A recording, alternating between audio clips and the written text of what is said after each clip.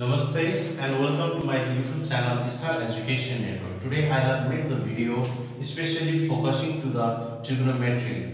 So for the beginners I have made this video since उनीहरुको लागि चाहिँ के हुने त trigonometry first time as well as optional math first time पढेको हुनाले उनीहरुको लागि यो trigonometry one of the headache भइरहेको हुन्छ. Just like I am here to resolve, I am here to just reduce their headache from trigonometry. Trigonometry को basic concepts are नै नबुझेको कारणले गर्दाखेरि a kind of problem arises during the problem solving. र यो problem solving को एउटा मात्रै उपाय छ. Please look at this video until the end and don't forget to like, comment and subscribe this video.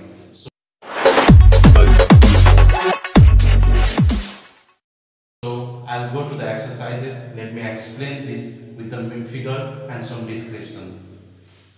So I have made the triangle ABC and the main conditions for trigonometry is that it has to be right angle triangle. So as you can see, ABC is a right angle triangle where one angle is 90 and the remaining two angles I have named as theta or alpha भनेर नाम दिएको छु. So theta or alpha चाहिँ को ठाउँमा चाहिँ 30 पनि हुन सक्छ, 90, 70, anything can be there. So यसमा चाहिँ different angles हरुको assumption लिनु भन्दा I have named it as a theta and alpha. र यो थीटा र अल्फा को कारणले गर्दाखेरि हामीले we can identify perpendicular, हामी बेस के हो, hypotenuse के हो, we can identify determine by using these angles. र यो तीनटा terms, the three basic concepts, perpendicular, base र hypotenuse को concept I just describe now. So perpendicular, base र hypotenuse को सुरुमा याद गर्नुपर्ने hypotenuse जुन it is very easier to identify in a figure.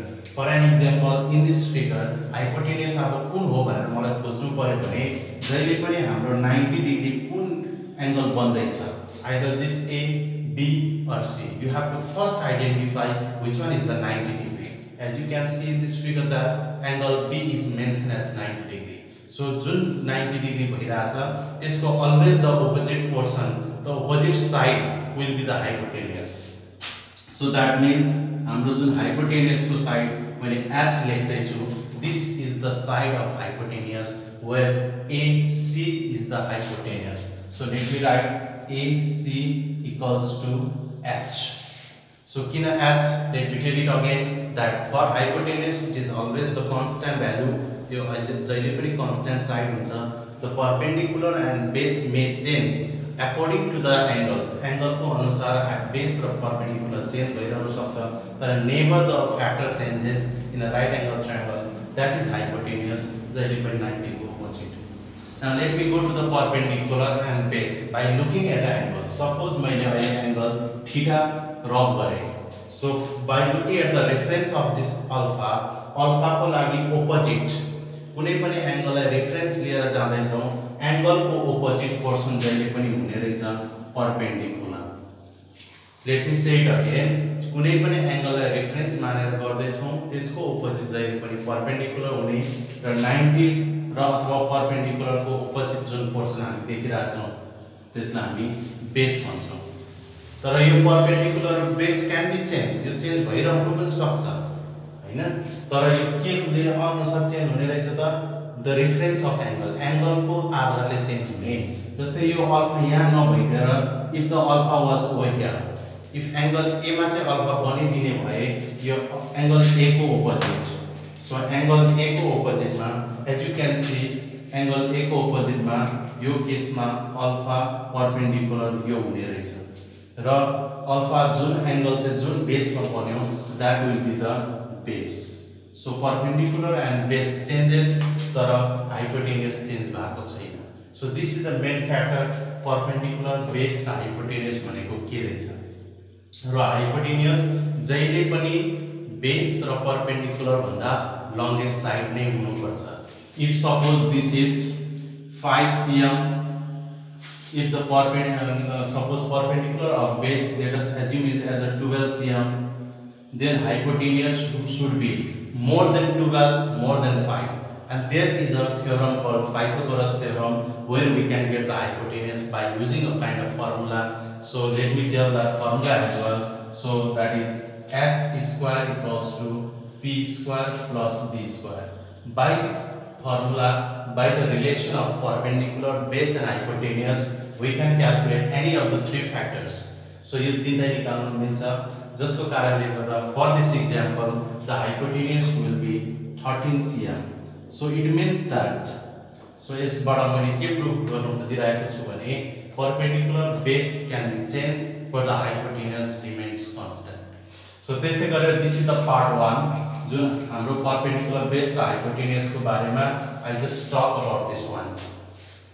So यो पछाडीको जुन देखाउन खोजिरहेको छु about the relation of formula, what is sine, what is cos, what is tan and what is cosec, what is sec and what is cot. So 6 वटा trigonometric ratios हरुको बारेमा हामीले पढ्नु पर्ने हुन्छ. यो 6 वटा trigonometric ratios को will just explain by making a kind of triangle. Just बाट formula याद गर्नु, remember गर्नुको लागि एकदमै सजिलो हुन्छ. So let me make that as well.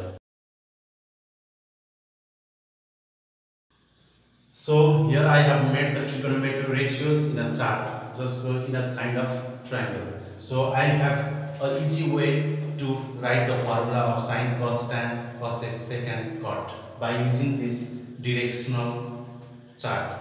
So as you can see, let us write P, B and H in this order.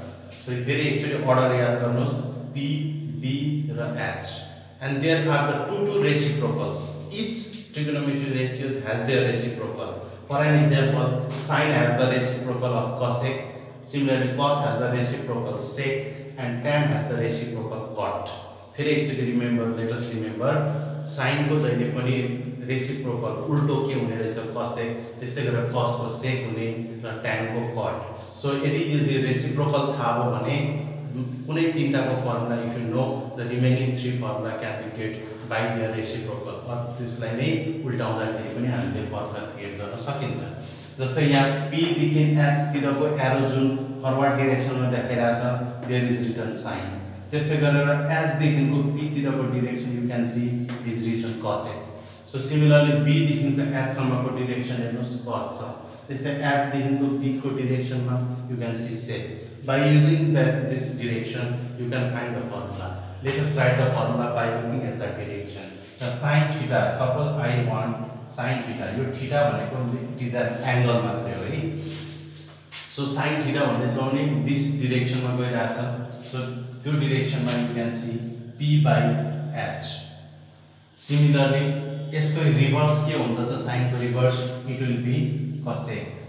So cosec theta equals to, as you can see cosec theta को direction opposite और sine को उल्टो cosec भएको कारणले गर्दा it has to be reverse.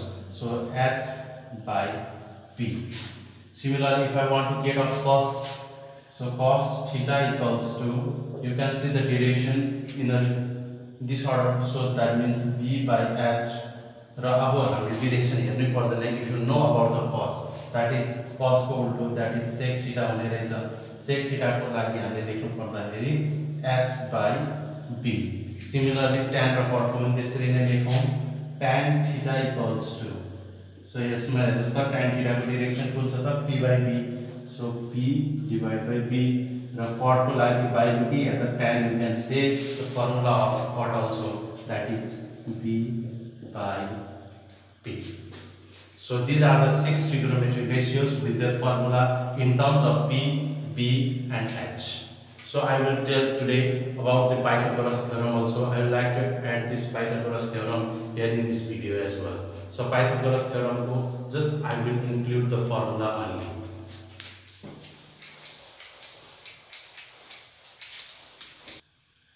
So as I have mentioned in the previous words as well as Pythagoras theorem, it is a theorem that relates between perpendicular, base and hypotenuse. यो तीनटा relation show गर्ने एउटा theoremलाई नै we call it as a Pythagoras theorem. So it was propounded by the scientist called Pythagoras. So यो Pythagoras को theoremले के भनिरहेछ भने hypotenuse, as I have told you, will be always greater than perpendicular and base. That means hypotenuse को square, the square of hypotenuse will be equals to sum of square of perpendicular and square of base. That means sum of के को त perpendicular को square र base को square सम्म equal हुने.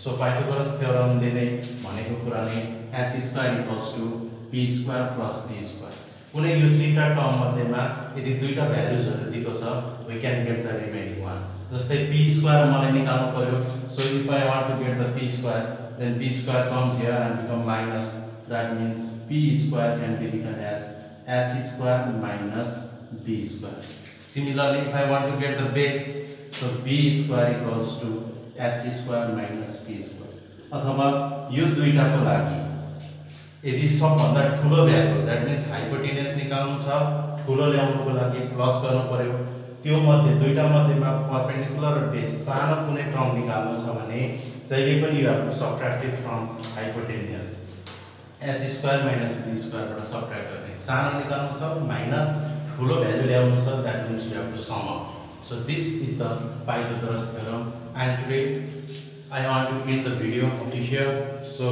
hope you like the video and we'll come again with the next video so हाम्रो beginning part 1 यहाँसम्म छ so after this one we'll do much more about the trigonometry यसको formulaहरु how it derived so about this all we'll see on the next video thank you for watching it don't forget to like comment and subscribe thank you everyone